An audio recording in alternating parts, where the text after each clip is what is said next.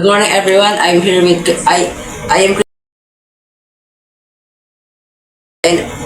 Kuya Joseph to interview him about his own career journey. Magandang umaga po. So, Kuya Joseph, for question number 1, what was the biggest challenge you faced before achieving your success in your career? My financial, time, and stress. Siya talaga yung financial sa problema ng mga student na gusto na maabot yung mga career nila, no? Kasi syempre, Gastos tayo ng pera. Kailangan talaga ng pera ngayon.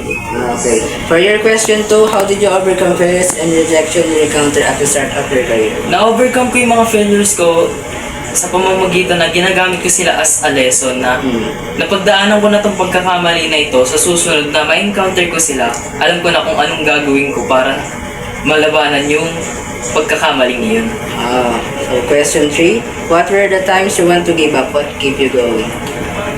Yung time na feel ko na gusto ko nang gumibap nung panahon na nag-aaral ako at nagtatrabaho.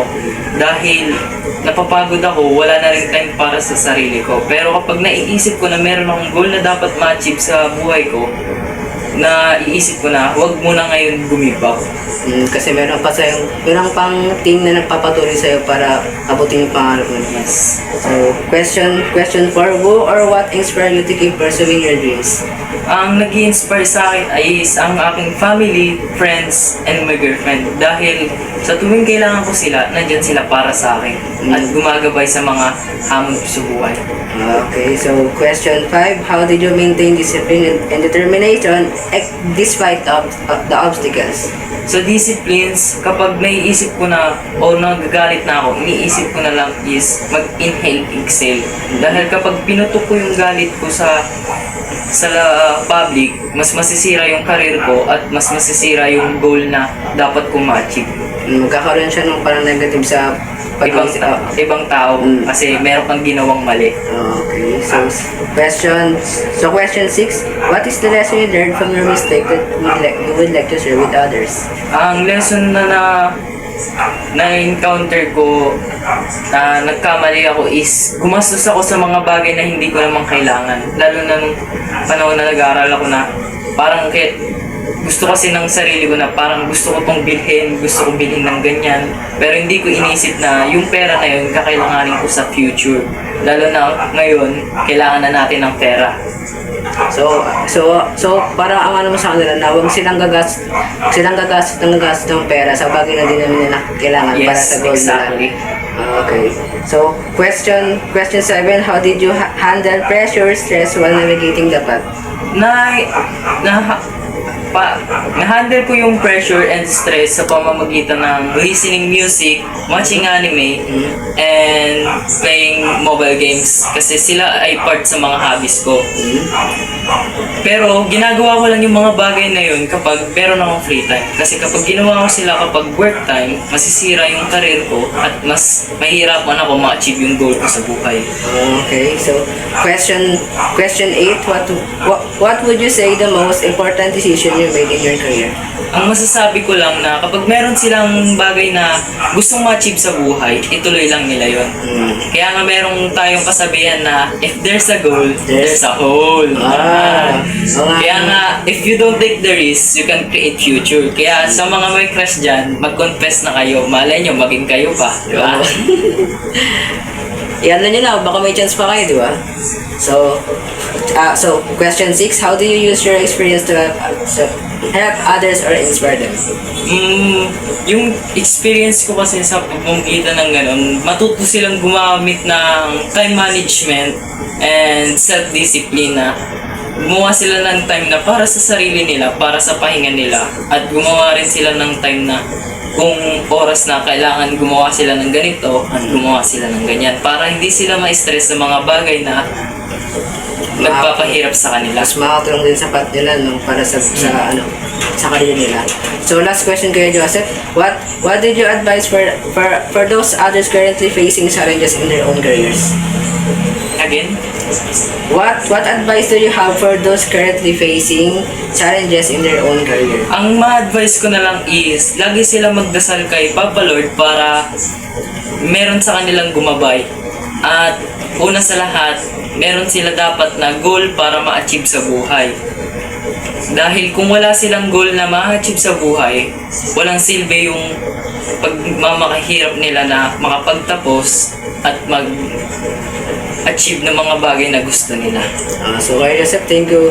Thank you very much for your time. Thank you for sharing your own thoughts about your career. So that's all for today guys. Thank you for watching. Hello, I'm Christine Cahola and I'm here to talk about Rowena Vilaza's inspiring story about how she achieved her success. First question, as a teacher, what was the biggest challenge you faced before achieving success in your career? By overcoming self-doubt and fear. How did you overcome failure or rejections you encountered at the start of your career? Focus on progress, celebrate small wins, and acknowledge progress. Were there times you wanted to give up? What kept you going? Just support system, surrounding yourself with people who encourage and motivate you. Who or what inspired you to keep pursuing your dream? Family. How did you maintain discipline and determination despite the obstacle? Practice mindfulness.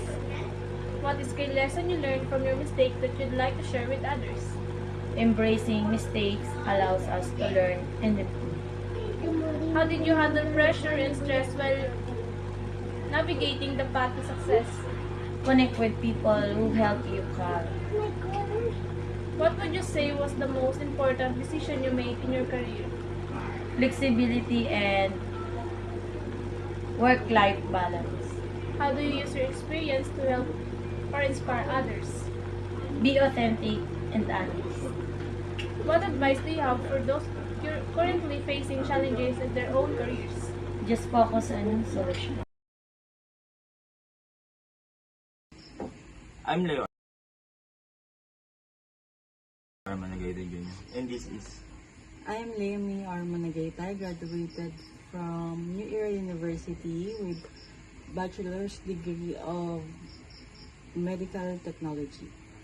So today we are talking about a person's struggle and growth before achieving their success.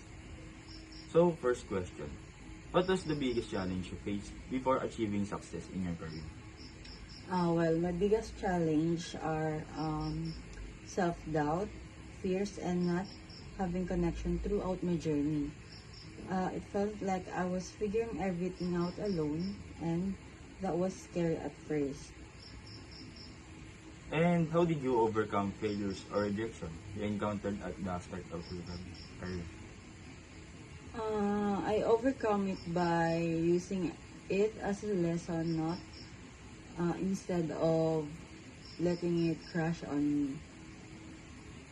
Were there times you wanted to give up? What kept you going? Yes, there were a time, but every time I think of why I started my journey, I keep picturing it how it may look in the future and how it would be feel if I give up earlier. Who or what inspired you to keep pursuing your dream? What inspired me is my family and those people who start from nothing at first but still success at the end. And it reminds me that persistence matter more than any having perfect starting point. How did you maintain discipline and determination despite the obstacles? In maintaining discipline, I build a routine and stuck to it. Like even on the bad days, I made sure to at least do one thing that helped me move forward.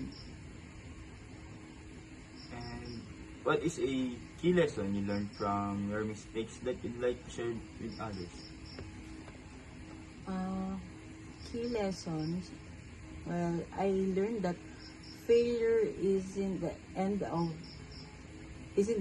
It is part of the process. That every setback has something to teach us if we are willing to listen. How did you handle pressure and stress while navigating the path to success? In handling pressure, actually, I deal with it by focusing on the one step at a time instead of stressing about the whole journey.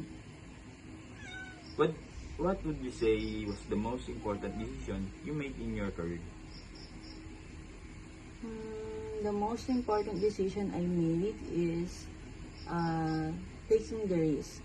Like, no, because even though I don't have any idea on the course that I take, I tell myself that I can learn everything through those textbooks and to those teachers. And how do you use your experience to help or inspire others? I try to share my story, including the struggles, and it's important for people to know that success doesn't happen overnight.